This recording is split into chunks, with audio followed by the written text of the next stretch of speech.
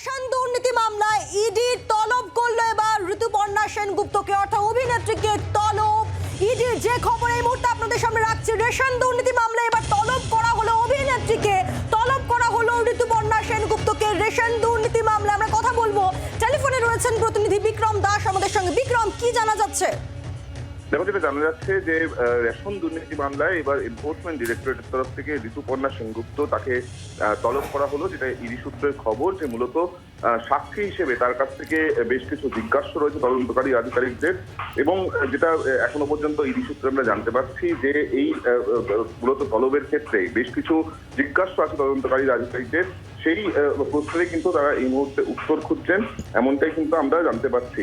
এবার যেটা ইডি সূত্রে জানা যাচ্ছে যে একাধিক ট্রানজ্যাকশন, একাধিক লেনদেন সেক্ষেত্রে হয়েছিল, যেই লেনদেনের ক্ষেত্রে নেপথ্যে কি কারণ রয়েছে তা কিন্তু তারা খতিয়ে দেখতে চান, এবং সেই কারণেই ঋতুপর্ণা সেনগুপ্তকে তলব করা হয়েছে, এমনটা ইডি সূত্রে আমরা জানতে পারছি।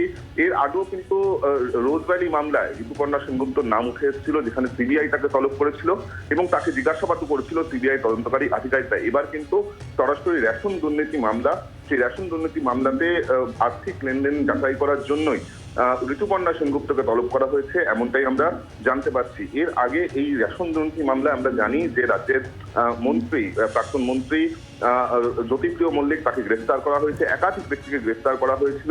এবং রেশন দুর্নীতি কাণ্ডে কোথা থেকে কোথায় টাকা গিয়ে বসেছে, শেষমেশ কারা কারা লাভবান হয়েছেন, আর্থিক লেনদেন কিভাবে হয়েছে, আর্থিক তছরূপ কিভাবে হয়েছে, এই তদন্ত করতে গিয়ে বেশ কিছু ব্যক্তিকে জিজ্ঞাসাবাদ করে ঋতুপর্ণা সেনগুপ্তর নাম যেরকম উঠে এসছে, অপরদিকে বেশ কিছু নথিপত্র খতিয়ে রেখে বা ট্রানজ্যাকশন খতিয়ে রেখেও কিন্তু ঋতুপর্ণা সেনগুপ্তর নাম উঠে আসছে। সেক্ষেত্রে তার কি কমপ্লিসিটি আছে, কি ভূমিকা রয়েছে, তা জানার জন্যই কিন্তু ঋতুপর্ণা সেনগুপ্তকে তলব করা হয়েছে এনফোর্সমেন্ট ডিরেক্টরেটের তরফ থেকে, এমনটাই ইডি সূত্রে আমরা জানতে পারছি। যদিও এই বিষয় নিয়ে ঋতুপর্ণা সেনগুপ্তের এখনো পর্যন্ত কোনো প্রতিক্রিয়া পাওয়া যায়নি। আগামী 5ই জুন সিজিও কমপ্লেক্সে ঋতুপর্ণাকে এনফোর্সমেন্ট ডিরেক্টরেটের তরফ থেকে তলব করা হয়েছে। তার একটু প্রশ্নের উত্তর খুঁজছেন তদন্ত আধিকারিকরা, এবং সেই কারণেই কিন্তু ঋতুপর্ণা সেনগুপ্তকে জিজ্ঞাসাবাদ করে তারা বেশ কিছু ডকুমেন্টসও যাচাই করতে চান। শুধুমাত্র ঋতুপর্ণা সেনগুপ্তকে যে তলবি করা হয়েছে 5ই জুন এমনটা নয়, তার সঙ্গে সঙ্গে তাকে বেশ কিছু নথিপত্র সঙ্গে আনতে বলা হয়েছে, এমনটাই কিন্তু আমরা ইডি সূত্রে জানতে পারছি। আপাততভাবে ইডি সূত্রে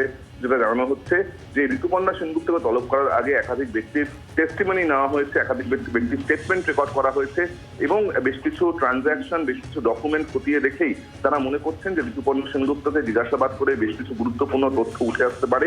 সেই কারণেই ঋতুপর্ণা সেনগুপ্তকে আগামী 5ই জুন সিজিও কমপ্লেক্সে এনফোর্সমেন্ট ডিরেক্টরেটের দপ্তরে তলব করা হয়েছে, এমনটাই ইডির তরফ থেকে জানানো হচ্ছে। বিক্রম, সঙ্গে থাকা অত্যন্ত গুরুত্বপূর্ণ যে খবর আপনাদেরকে আমরা জানাচ্ছি যে রেশন দুর্নীতি মামলায় অভিনেত্রী ঋতুপর্ণা সেনগুপ্তকে তলব করলো ইডি 5ই জুন, অর্থাৎ বুধবার দিন, আসছে বুধবার 5ই জুন কিন্তু তলব করা হয়েছে সিজিও কমপ্লেক্সে। তলব করেছে ইডি। কেন তলব? তার কারণ যে সাক্ষ্য হিসাবে তলব করা হয়েছে, বেশ কিছু বিষয় জানতে চাইছেন তদন্তকারী অফিসাররা, আর তাই অভিনেত্রী ঋতুপর্ণা সেনগুপ্তকে তলব করলো এবার ইডি।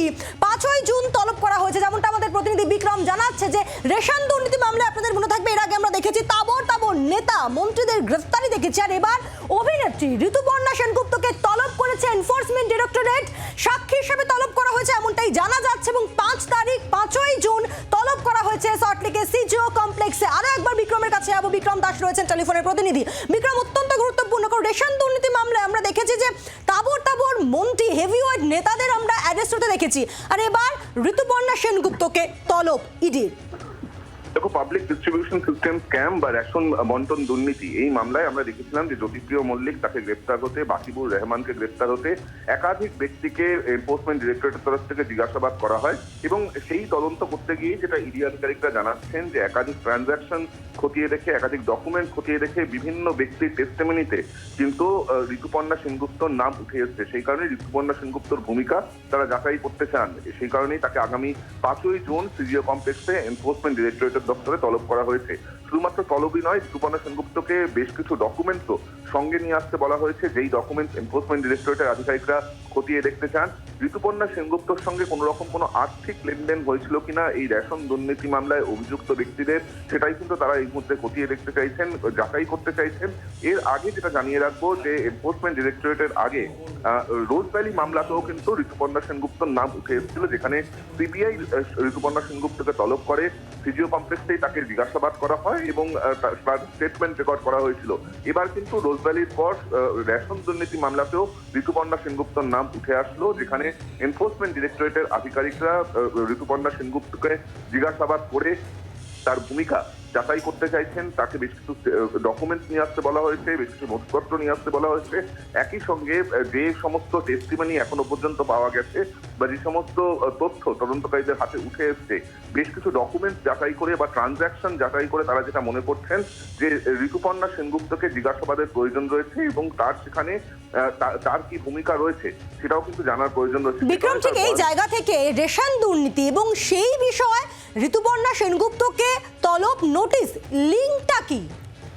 দেখো, মূলত যেই তদন্ত এনফোর্সমেন্ট ডিরেক্টরেটের তরফ থেকে করা হচ্ছে তা হলো যে রেশন দুর্নীতি মামলায় কিভাবে এই টাকা সাইফন হয়েছে বা মানি লন্ডারিং হয়েছে, কারণ এনফোর্সমেন্ট ডিরেক্টরেট মানি লন্ডারিং এর তদন্ত করে থাকে, সে কারণেই প্রিভেনশন অফ মানি লন্ডারিং অ্যাক্টে এই তদন্ত করা হচ্ছে ইডির তরফ থেকে। এর পাশাপাশি যেটা এনফোর্সমেন্ট ডিরেক্টরেট খতিয়ে দেখছে যে টাকা কতবার হাত বদল হয়েছে, কোন কোন হাত বদল হয়েছে এবং সব থেকে বড় কথা শেষমেশ কারা কারা বেনিফিশিয়ারি হয়েছে, আলটিমেট বেনিফিশিয়ারি কারা কারা কারা লাভবান হয়েছে। এক্ষেত্রে দাঁড়িয়ে এর আগেও একাধিক তদন্তে বা এই রেশন দুর্নীতির তদন্ত আমরা দেখতে পেয়েছিলাম যে যাদের কাছে এই টাকা গিয়ে পৌঁছেছে বা যাদের সঙ্গে অভিযুক্তদের আর্থিক লেনদেন হয়েছে, যেখানে রেশন দুর্নীতির যে প্রসিডস অফ ক্রাইম বা পিওসি যাকে বলা হয় বা দুর্নীতির টাকা যাকে বলা হয়, সেই দুর্নীতির টাকা কোথায় কোথায় গিয়ে পৌঁছেছে, যাদের কাছে গিয়ে পৌঁছেছে তাদের কিন্তু একে একে জিজ্ঞাসাবাদ করে তাদের স্টেটমেন্ট রেকর্ড করা হয়েছে বা তাদের বিরুদ্ধে আইনানুগ ব্যবস্থা নেওয়া হয়েছে। এক্ষেত্রে দাঁড়িয়েও যেটা আমরা জানতে পারছি এনফোর্সমেন্ট ডিরেক্টরেট সূত্রে যে একাধিক আর্থিক লেনদেনের তথ্য যাচাই করার জন্যই কিন্তু ঋতুপর্ণা সেনগুপ্তকে তলব করা হয়েছে। যে রেশন দুর্নীতি মামলায় অভিযুক্তদের সঙ্গে বা কোনো অভিযুক্তর সঙ্গে তার কোনো আর্থিক লেনদেন হয়েছিল কিনা, বিশেষ করে সেই আর্থিক লেনদেন প্রসিডস অফ ক্রাইম কোনো রকম ভাবে তার কাছে গিয়ে পৌঁছেছিল কিনা, অর্থাৎ দুর্নীতির টাকা ঋতুপর্ণা সেনগুপ্তর কাছে কোনো রকম ভাবে গিয়ে পৌঁছেছিল কিনা সেটা যাচাই করার জন্য কিন্তু ঋতুপর্ণা সেনগুপ্তকে তলব করা হয়েছে ইডির তরফ থেকে। বিক্রম, 5 জুন কখন আসতে বলা হয়েছে? দেখো, 5 জুন বেলা 11টার সময় ঋতুপর্ণা সেনগুপ্তকে আসতে বলা হয়েছে সিজিও কমপ্লেক্সে এনফোর্সমেন্ট ডিরেক্টরেটের দপ্তরে। ধন্যবাদ বিক্রম, অত্যন্ত গুরুত্বপূর্ণ যে খবর আপনাদেরকে আমরা জানাচ্ছি। রেশন দুর্নীতি মামলায় ইডির তলব ঋতুপর্ণা সেনগুপ্তকে 5 জুন সল্টলেকের সিজিও কমপ্লেক্সে অভিনেত্রীকে তলব করা হয়েছে। আর্থিক লেনদেনের তথ্য যাচাই করতে ঋতুপর্ণা সেনগুপ্তকে তলব করেছে ইডি। 5 তারিখ তলব করা হয়েছে, বেশ কিছু নথিপত্র তাকে আনতে বলা হয়েছে। ইডি সূত্রে এমনটাই জানা গিয়েছে। আগেও রোজভ্যালি দুর্নীতি মামলায় নাম জড়ায় এই অভিনেত্রীর, এবার রেশন দুর্নীতি মামলায় নাম জড়ালো অভিনেত্রী ঋতুপর্ণা সেনগুপ্তকে এবং 5 তারিখ সকাল 11টায় সিজিও কমপ্লেক্সে তলব ইডির। বাংলার আওয়াজ, বাঙালির আবেগ, জি 24 ঘন্টা।